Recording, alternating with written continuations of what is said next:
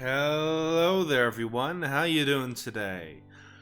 Welcome to r/MaliciousCompliance, where people get their revenge by following orders, just not within the spirit of the request. If you enjoy, please like and subscribe. Now without further ado, let's get started. You can't read on duty. Short malicious compliance. Another post reminded me of this one. Worked as a front office staffer, basically a secretary, back in the 10s recession. I was wildly overqualified at the time, but it was a hard job market and I needed to do things like eat and live somewhere. I worked on staff of 4 other office workers with wildly different work pace styles. One did absolutely nothing except talk to his family on the phone 4 to 5 times a day. One watched ESPN with an earbud in, and one managed and cultivated his social media presence for his 10-year-old daughter. Yuck. And one was never there because she was always getting something from the supply closet or picking up lunch. So basically, I was youngish and naive and wanted to do an excellent job. So I picked up all the slack and did all of the work, and quickly too. I would always answer the phone on the first ring, reorganized the way we sent out the calendar meetings, assembled and read ahead and skimmed them so I could give bulleted summaries, and just generally made myself indispensable. Given that I worked hard, I was well known to be the only competent one. I thought, like some sort of fool, no one would care if I had a book to read under my desk between taking calls and scheduling appointments, or just being a general customer service desk. If no one was talking to me, my job basically was in a holding pattern. Everyone else was dicking off. I watched the man next to me build a new Akura on the website about 10 times a day. I was wrong. The first time I opened my book, I got snide comments. The second time, one of the guys hustled over to moan at me that I could never, ever read on the job. That made me look lazy. Side-eye sports statistic fantasy league card in full view. I tried to explain that when no one was in the office but us, I thought I could just read quietly, and if anyone called or came in, I would immediately stop and help them. We didn't have cameras in our office or anything watching us, but that didn't matter. I was chastised. You should always look busy, even if no one's here to see it. So I did. I went online, found about 24 free PDF books, mostly classics, and emailed them to myself. I sat there and read through books all day on Adobe Reader and was commended for my intense focus and dedication because no one ever saw me clicking around websites. Wow, you did tell me to always look busy. Edited to add malice. In the end, I basically stopped doing a huge chunk of my job because I was now absorbed in my book.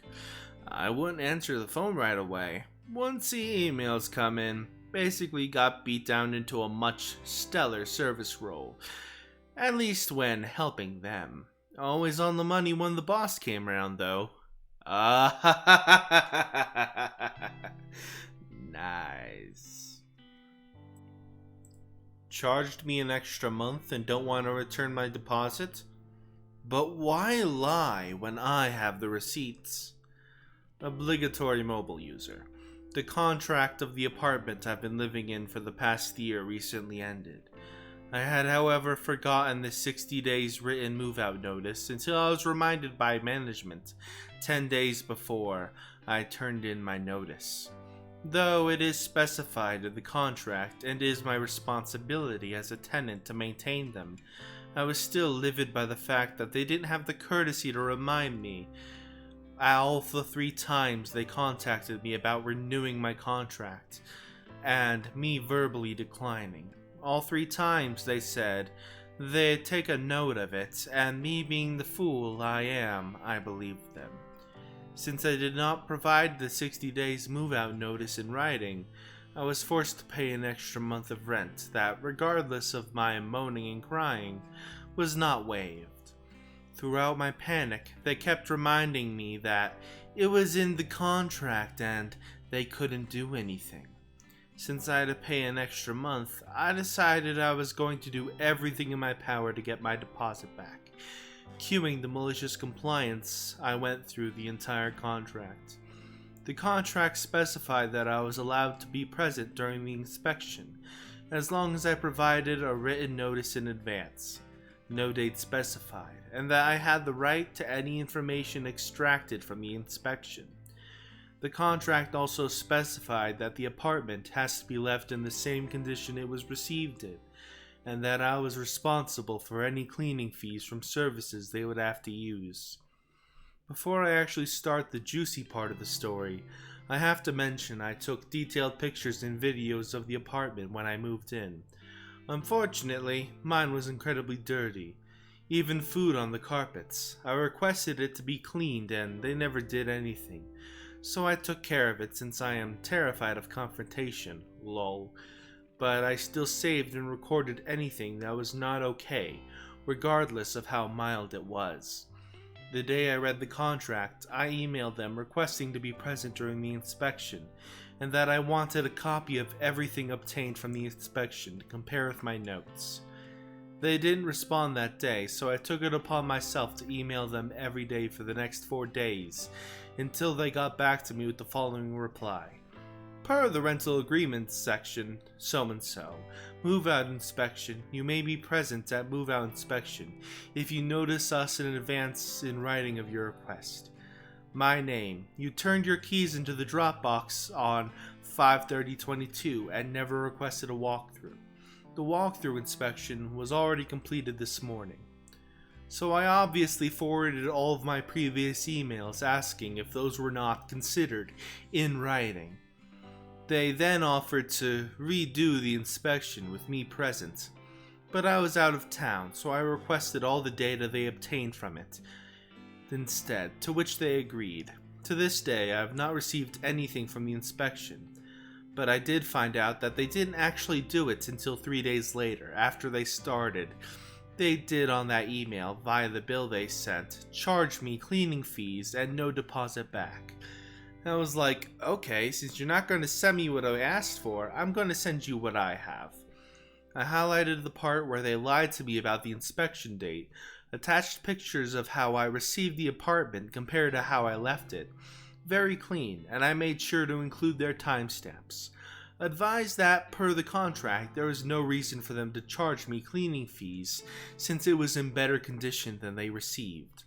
I also demanded my deposit back, and sent them receipts of all products I used to clean the apartment, including a new vacuum, so they could refund me at their earliest convenience, or I'd contact corporate directly.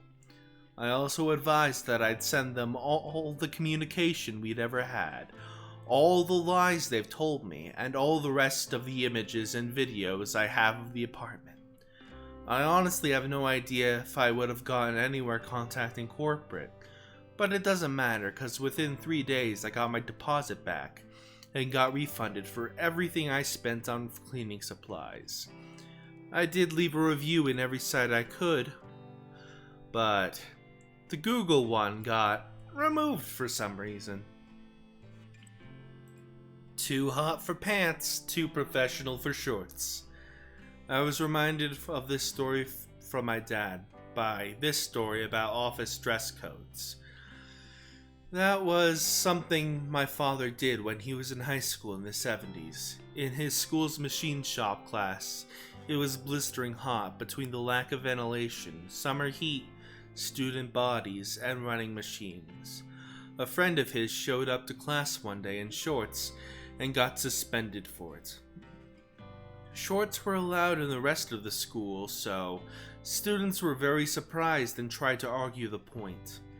The reason given was because it was considered a safety concern of any kind, but because students were required to wear professional clothing when in the machine shop. My dad didn't like that his buddy got suspended for such an arbitrary reason, and Shit, disturbing, foolish authority runs in the family. My ancestor fled Scotland for killing a lord that rode through his freshly tilted fields. So he concocted a plan with the other boys in his class and as many of the other boys in school as he could. After class that day, they all went to the local costume shop and rented out every kilt the store had. This was enough for every guy in the class, plus a few others in the town had a fairly large contingent of residents with a Scottish ancestry. When they showed up to class the next day, the machine shop teacher blew a fuse and brought the principal to the class because there wouldn't be enough room for all of them in the office. They had of course been wearing kilts all day, so everyone I knew something was up. And when word got around that the principal was going to the machine shop, a few other teachers stopped by, including my grandfather, the popular music teacher, who also snubbed his nose at foolish authority, and was part of the reason my dad was able to get away with this. The principal demanded an explanation of why they had all shown up to class in skirts. My father took the lead and explained, "Oh, they aren't skirts, they're kilts, sir." "Why are you wearing them?" the sweating principal asked. "As you can tell, Mr. Insert Principal Name, it's very hot in this classroom. And as you know, my friend got suspended for wearing shorts yesterday because he was required to wear professional clothing when in the machine shop. It wasn't specified which country's professional clothing, so we went with Scotland." The teachers watching had a good laugh at this. The students struggled or failed to keep their grins hidden, and the principal and machine teacher turned red. Whether it was the heat, embarrassment, or rage was unclear. After that, students were allowed to wear shorts in the machine shop. Nice. I hope you enjoyed. Please like and subscribe, it helps the channel a lot. See you next time.